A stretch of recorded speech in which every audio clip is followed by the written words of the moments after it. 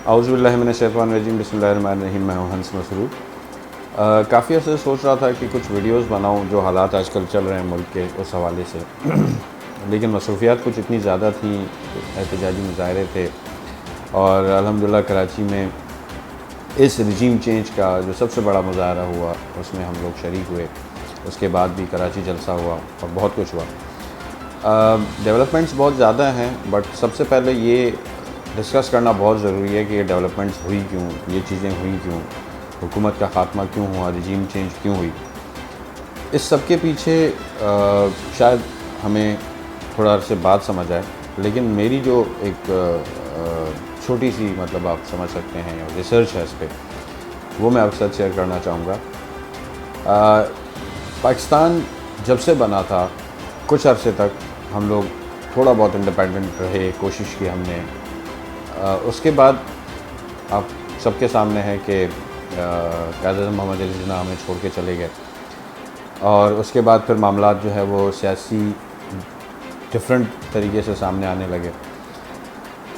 हम तकरीबन शुरू से ही ग़ुलामी की ज़िंदगी गुजार रहे थे। कुछ अर्सा शुरू में मैंने जैसे कहा कि हम लोग आज़ाद हुए और फिर हमने ग़ुलामी की ज़िंदगी गुजारना शुरू की, क्योंकि हम एक ऐसी लॉबी के ग़ुलाम बने। मैं लॉबी का हिस्सा नहीं बोलूँगा, हम ऐसी लॉबी के ग़ुलाम बने जिस लॉबी ने हमेशा दुनिया पे रूल करने की कोशिश की। मैं अमेरिका की बात कर रहा हूँ। हम हमेशा ही उसके ग़ुलाम रहे, हम उस लॉबी का हिस्सा कभी भी नहीं बने। हमने उस लॉबी का हिस्सा बनने के लिए सोचा भी नहीं, क्योंकि शायद हम ये समझते थे कि पाकिस्तान जो है इतना जिगरा नहीं रखता, या पाकिस्तान इतना ज़्यादा जो है ना मईशत के लिहाज से स्ट्रॉन्ग नहीं है। लेकिन एक टाइम आता है जब आपको अपने ग्रुप्स या अपनी लॉबीज़ चेंज करनी पड़ती हैं। काफ़ी वजूहात होती हैं उसके लिए। ये जो सारा कुछ हो रहा था अचानक से एब्सोल्युटली नॉट हमारे सामने आया, जो किसी भी हुक्मरान ने आज तक नहीं बोला था। उसके बाद हमने देखा कि इमरान खान साहब रशिया गए। अच्छा, कुछ हमारे नादान दोस्त तो नहीं कहूँगा, कुछ नादान लोग हैं जिनको ये लगता है कि इमरान खान साहब जैसे ही रशिया पहुँचे तो वहाँ जाके उन्होंने बटन दबाया और बटन दबाते ही उन्होंने यूक्रेन की जंग छेड़ दी।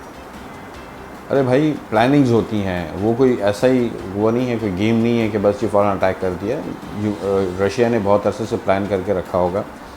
वो विज़िट एक अलग लिहाज से था, उसकी अपनी खुसूसियात थी। उसकी क्या खुसूसियात थी कि चूँकि हम एक ऐसे कंट्री के अंडर आ रहे थे काफ़ी अरसे से, जो कि मुसलसल जो है कभी इराक़ पे कभी अफ़गानिस्तान पे हमले कर रहा है। हमें ये कह रहा है कि डू मोर, मतलब हमने इतना कुछ कर लिया। हमने अपने 80,000 लोगों को शहीद करवाया। हमने कितने ड्रोन अटैक्स हमने फ़ेस किए। हमने अपने बच्चों की जानों का नजराना दिया। उसके बावजूद भी हमें यह कहा जाए कि डू मोर, तो फिर कहीं ना कहीं दिल में दर्द होता है कि इससे ज़्यादा कुर्बानी और क्या चाहिए। कभी भी ये अल्फाज नहीं आए कि thank you so much for standing with us. America की तरफ से ऐसा कुछ भी नहीं आया। हमेशा जब भी कोई जाता था वज़ीर आज़म, तो वो यूँ सर झुका के या पर्ची पे खड़े होके पर्ची पढ़ के बातें करता था। फिर अचानक से इमरान खान को क्या शौक़ जागा कि ये सारा सिस्टम चेंज होना चाहिए, पाकिस्तान को इन चीज़ों से निकलना चाहिए। वो सिर्फ इसलिए आया कि देखें, सबसे पहले तो ये देखें, जब अफ़गानिस्तान से अमेरिका गया तो उस वक्त इंडिया काफ़ी हद तक तन्हाई का शिकार हो गया, क्योंकि इस खित्ते में इंडिया को चाहने वाले बिल्कुल भी नहीं हैं। जहाँ तक बात करें हम चाइना की, फिर पाकिस्तान है, फिर रशिया है। ये लॉबी इतनी बड़ी लॉबी है कि आधी दुनिया पे मुहित है। इसका अहाता जो है वो तकरीबन आधी दुनिया पे है। उसके बाद ये साथ में कोरिया हैं, फिर आगे और भी ममालिक हैं, इस तरफ बांग्लादेश है, श्रीलंका है। इंडिया यहाँ पे बिल्कुल सबसे पहले तो अकेला पड़ रहा था, बिल्कुल अकेला। तो इंडिया ने इसको भांपते हुए कि इमरान खान जो है या पाकिस्तान जो है वो एक पार्टनर की सूरत में रशिया की तरफ जा रहा है और वहाँ से वो बाइंग कर रहा है, ख़रीद रहा है कुछ चीज़ें, तो इंडिया ने भी स्टेप इन किया और उसने भी जो है ना वो 30% डिस्काउंटेड रेट्स पे रशिया से ऑयल ख़रीदा, जिस पे अमेरिका ने उसको शटअप कॉल दी। लेकिन इंडिया ने साफ मना कर दिया कि business is business and the cup of T is cup of T, कि हम आपके साथ दोस्ती रखेंगे, लेकिन हमारा बिज़नेस हमें जहाँ सूटेबल हुआ हम वहाँ करेंगे।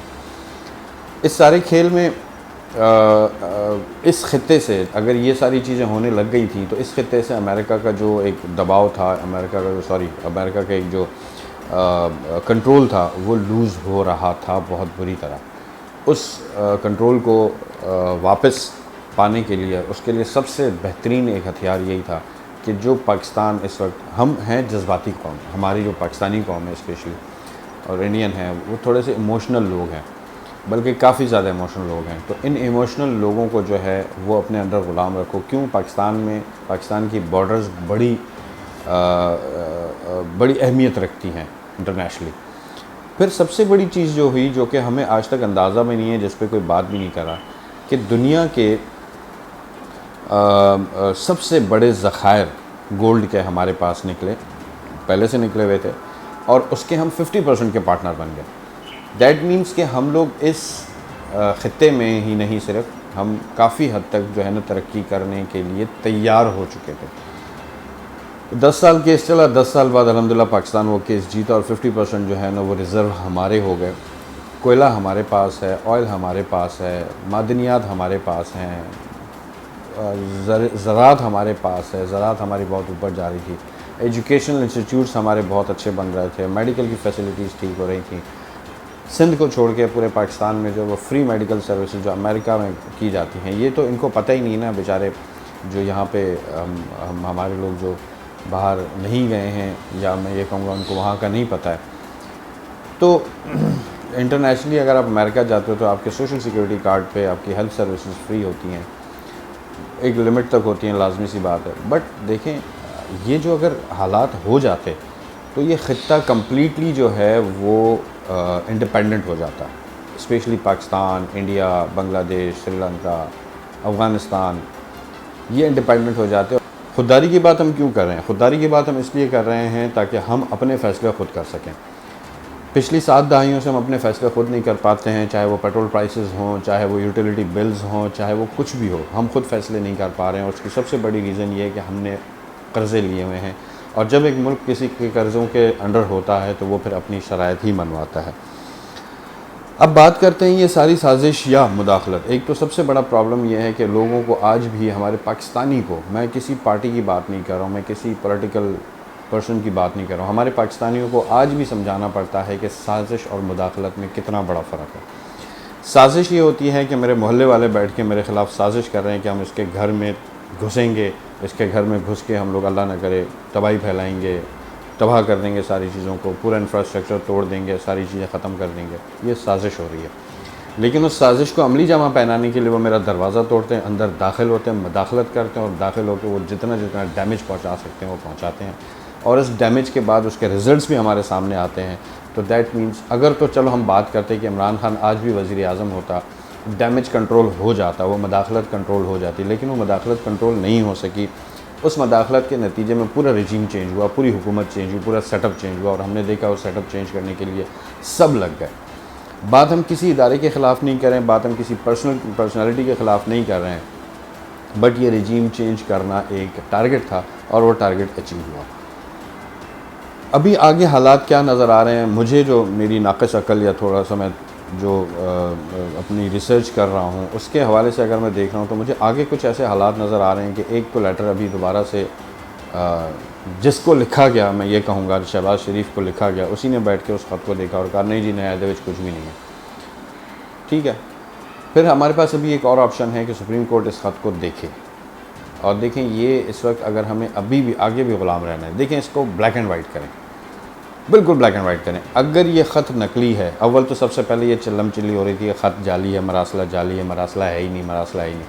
अगर तो ये मरासला गलत है या मरासले में ऐसी कोई चीज़ नहीं है, आप उसके जो कोड्स हैं वो हमें ना बताएं, पब्लिक को ना बताएं, बट अगर ये मरासला गलत है तो आप फिर जिसने इस मरासले की बात की उसको सज़ा दें। पाकिस्तान को इस वक्त ब्लैक एंड वाइट की ज़रूरत है, एक तरफ फ़ैसला हो। ये बीच में हम लटके रहते हैं हमेशा, बेनज़ीर के कातिलों को के बारे में जल्द बताएंगे, ये वाली चीज़ जल्द करेंगे, वो वाली चीज़ जल्द करेंगे। इस चीज़ से पाकिस्तानी कौम को निकालें। अब पाकिस्तानी कौम को चाहिए या वाइट है या ब्लैक है, क्या है, हकीकत सामने लाई जाए। अगर ये ख़त नकली है, अगर ये ख़त जाली है, अगर इस मरासले में धमकी नहीं है, अगर इस मरासले में रिजीम चेंज की बात नहीं की गई है, अगर इस मरासले में इमरान खान से नफ़रत का इज़हार नहीं किया गया, अगर इमरान खान से या पाकिस्तान के ख़िलाफ़ कोई धमकी नहीं है, तो सामने लाएँ, फ़ैसला करें इस पे, जिसने इस पे बात की है, जिसने इस पे इतनी आवाम को इकट्ठा किया, उसके ख़िलाफ़ आप फ़ैसला दे दें। लेकिन अगर दूसरी साइड पे अगर वाकई इस ख़त में कुछ है, इस ख़त में धमकी भी है, इस ख़त में पाकिस्तान के ख़िलाफ़ कोई बात भी की गई है, इस ख़त में रजीम चेंज की बात भी की गई है, इस ख़त में इमरान खान के ख़िलाफ़ भी बात की है, तो फिर आप उन लोगों को सज़ा दें जिन लोगों ने इस पे अमल दरामद किया। ब्लैक एंड वाइट चाहिए हमें। अब पाकिस्तानी कौम इस रंगीन उसमें एक रेनबो के बीच में नहीं रहना चाहती कि कलर ही आइडेंटिफाई ना हो कि ये ब्लैक है, ये रेड है, ये ब्लू है, ये ग्रीन है। हमें ब्लैक एंड वाइट चाहिए। तो प्लीज़ खुदा का वास्ता है, इसको ब्लैक एंड वाइट लाएं। गलत है गलत साबित करें, सही है सही साबित करें, and let's move on. Pakistan को इस वक्त बहुत ज़्यादा ज़रूरत है कि हम अपने पैरों पे खड़े हों। ये वक्त है जब हम आगे बढ़ सकते हैं। कोविड में हमने इतना लड़ा, फ़ाइट किया हमने कोविड से, हम आगे बढ़े, हमने दोबारा से खड़े हुए, हमारी मईशत दोबारा से खड़ी। क्या हम लोग इस वक्त इस रैम्बो को देखने, ये जो रैम्बो सा मल्टी कलर्स का बना के हमारे आवाम के सामने रखा हुआ है कि ख़त है नहीं है, उसमें नहीं है, उसमें है, उसमें ऐसा है, उसमें वैसा है, ये भी है, ये भी नहीं है, ये रैम्बो ख़त्म करें। एक क्लियर कट बात हमारे साथ की जाए, आवाम के साथ की जाए। आवाम वोट देती है। मैं ये भी समझता हूँ कि खुदा न खास्ता ये आवाम को इतना तंग ना करो, कल को ये वोटिंग के लिए बाहर ना निकले, छोड़ दे उसका वोटिंग करना। उस वक्त हम कहाँ जाएंगे? अगर हमने वोटिंग का बैकआउट कर लिया या कुछ भी ऐसी चीज़ हो गई तो हम कहाँ जाएंगे? इनिशियली आवाम फ़ैसला करती है शुरू में, लेकिन फिर बाद में जो है ना वो पैसा चलता है, लोटे चलते हैं, और उसके बाद जो है कुछ 2-4 लोग बिक के जो है इस सिमत आ जाते हैं, उस सिमत चले जाते हैं, और ये सिमतें ही बदलती रहती हैं। उम्मीद करता हूँ कि मेरी वीडियो आपको अच्छी लगी होगी। मेरे कुछ ज़ाती ख़यालात भी हैं इसमें, और अगर किसी को कोई मेरी बात बुरी लगी हो तो मैं माज़रत चाहता हूँ पेश की। यूट्यूब का चैनल मैंने भी काफ़ी पहले बनाया हुआ था, लेकिन अब उस पर दोबारा से काम इंशाल्लाह शुरू कर रहा हूँ। Thank you so much. पसंद आए तो लाइक कीजिएगा, सब कहते हैं मैं भी कह देता हूँ, सब्सक्राइब कीजिएगा और शेयर कीजिएगा। Thank you so much. अल्लाह हाफ़िज़।